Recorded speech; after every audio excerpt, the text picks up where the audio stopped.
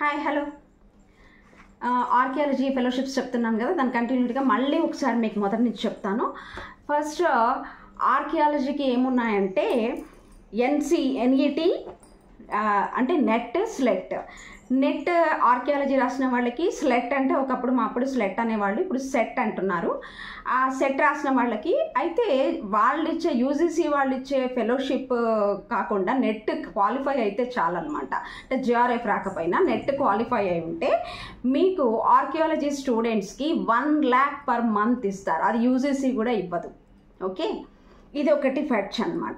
తర్వాత ఐసిహెచ్ఆర్ నేను ఆల్రెడీ చెప్పాను, వాళ్ళు ఇస్తారు. తర్వాత జిఆర్ఎఫ్ ఉంటుంది. తర్వాత సిఐఏఆర్, అశోకా యూనివర్సిటీ సిఐఏఆర్ అంటే centre for interdisciplinary archaeology అనమాట. అంటే archaeological research. Interdisciplinary means ఆర్కియాలజీలో చాలా రకాలు ఉన్నాయి. ఫీల్డ్ ఆర్కియాలజీ, కన్జర్వేషన్, ఎక్స్ప్లోరేషన్ ఇవన్నీ ఉన్నాయి కదా. So under water archaeology, marine archaeology, ఇలాంటి ఆర్కియాలజీ, ఎథ్నో ఆర్కియాలజీ ఇవన్నీ ఉన్నాయి కదా, వాటన్నిటికీ అనమాట inter disciplinary archaeological research, centre for inter disciplinary archaeological research అనమాట. అంటే ఇది సిఐఏఆర్, అశోకా యూనివర్సిటీ వాళ్ళు స్పాన్సర్ చేస్తున్నారు. అండ్ వీటన్నిటివి కూడా మీకు ముఖ్యంగా చెప్పొచ్చేది ఏంటంటే జేఆర్ఎఫ్ కంటే కూడా వీటన్నిటి వాల్యూ చాలా ఎక్కువ. ఇప్పుడు మీకు అది 1 lakh అని చెప్పాను కదా, నెట్ పాస్ అయితే చాలు. నెట్కి మామూలుగా జేఆర్ఎఫ్ రాదు మామూలుగానైతే. జేఆర్ఎఫ్ వేరు, నెట్ వేరు. సో నెట్ ఉంటే చాలు, మనకి ఏఎస్ఐ వాళ్ళు మనకి పర్ మంత్ 1 lakh ఇస్తారు ఆర్కియాలజికల్ స్టడీస్కి మాత్రమే. తర్వాత ఇది సెంటర్ ఫర్ సిఐఆర్. ఓకే, తర్వాత ఇంటాక్ వాళ్ళు కూడా కొన్ని ఫెలోషిప్స్ ఇస్తారు తక్కువ. For museology studies, so India foundation for the arts అంటే ఐఎఫ్ఏ. ఇందులో మ్యూజియాలజీ అంటే రకరకాల ఫీల్డ్స్ ఉంటాయి. ఇప్పుడు జువలాజికల్ మ్యూజియంస్ ఉంటాయి, బొటానికల్ మ్యూజియంస్ ఉంటాయి, ఇలా టైప్స్ ఆఫ్ మ్యూజియంస్ విపరీతంగా ఉంటాయి అన్నమాట. మ్యూజియంస్లో దాదాపు ఒక 40-50 రకాల మ్యూజియంస్ ఉన్నాయన్నమాట, టైప్స్ ఆఫ్ మ్యూజియంస్. నేను మీకు మ్యూజియాలజీ చెప్పినప్పుడు అవన్నీ చెప్తాను. అన్ని వెరైటీస్ ఆఫ్ మ్యూజియం స్టడీస్కి కూడా ఈ ఐఎఫ్ఏ అనేది వర్తిస్తుంది. తర్వాత centre for cultural resources and training, CCRT చెప్పాను కదా, అది కూడా సిసిఆర్టీ కూడా. తర్వాత ఠాగూర్ నేషనల్ ఫెలోషిప్ ఉంటుంది. ఓకే, నెక్స్ట్ ఏంటంటే పిఎంఎంఎల్, ఈ మధ్య కొత్తగా వచ్చింది, prime ministers museums and library. దీని నుంచి కూడా మనకు ఫెలోషిప్స్ ఉంటాయి. మినిమం 80,000 కంపల్సరీ ఉంటుందన్నమాట. సో ఇది కూడా మ్యూజియాలజీకి ఫెచ్, ఇది ఒక మంచి ఆపర్చునిటీ ఫర్ మ్యూజియం స్టడీస్. తర్వాత టూరిజం వచ్చేసేసి మీకు chief ministers tourism fellowship programme Uttar Pradesh వాళ్ళది ఉంది. తర్వాత ఇప్పుడు తెలంగాణ గవర్నమెంట్ కూడా మొన్ననే, అంటే యూనివర్సిటీకి మొన్న ఈ మధ్యన రేవంత్ అన్న వచ్చినప్పుడు ప్రకటించారు. ఇంకా అది అమలు అయిందో కాలేదో నాకు కరెక్ట్గా తెలియదు. తెలంగాణ గవర్నమెంట్ కూడా ఇవ్వాలనుకుంటుంది అనమాట. So and green hub regional Enfield responsible tourism fellowship, royal Enfield వాళ్ళది.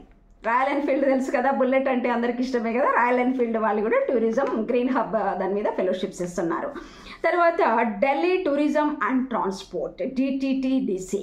సో ఈ వీళ్ళు కూడా టూరిజంకి స్పాన్సర్ చేస్తున్నారు. తర్వాత Indian council for cultural relations, నేను అదే చెప్పాను, నాట్ ఐసిఎస్ఎస్ఆర్, ఐసిసిఆర్. ఇది కూడా మనకి కల్చరల్ స్టడీస్కి, మ్యూజియంస్కి, టూరిజంస్కి, ట్రైబల్ స్టడీస్కి అన్నిటికీ స్పాన్సర్ చేస్తుంది.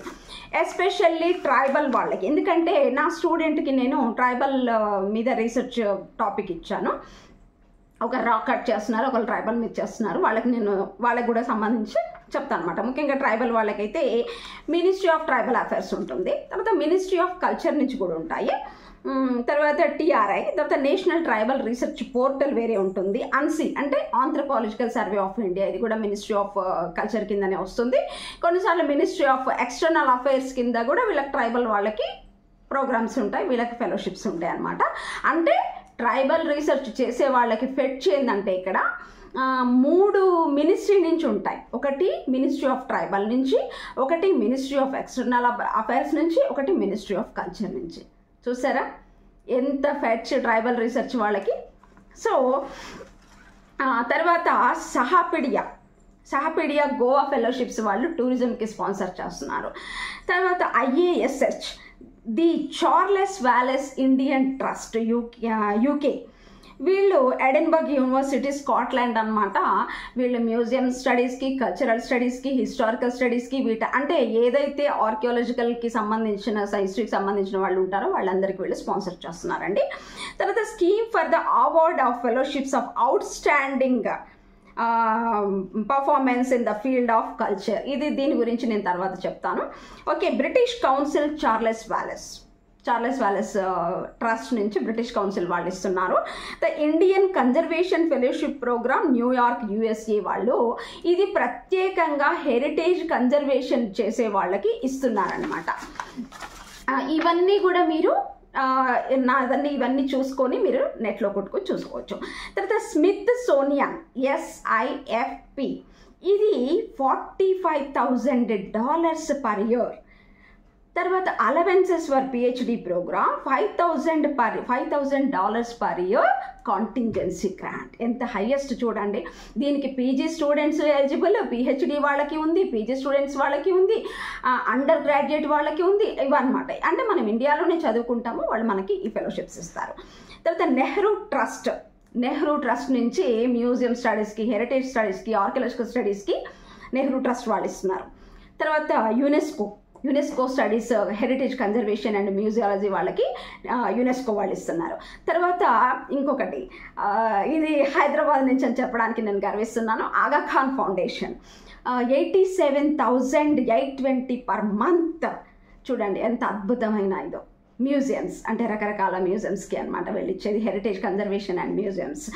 And American institute of Indian studies AIIS వీళ్ళు కూడా కల్చరల్ స్టడీస్ అంటే అన్నీ వస్తాయండి. కల్చరల్ స్టడీస్ అనగానే నాట్ ఓన్లీ ఆర్కియాలజీ కాదు, నాట్ ఓన్లీ కల్చరల్స్, అవన్నీ కూడా మాకు సంబంధించినవి అని చెప్తున్నాను కదా, అవన్నీ వాటికి కూడా.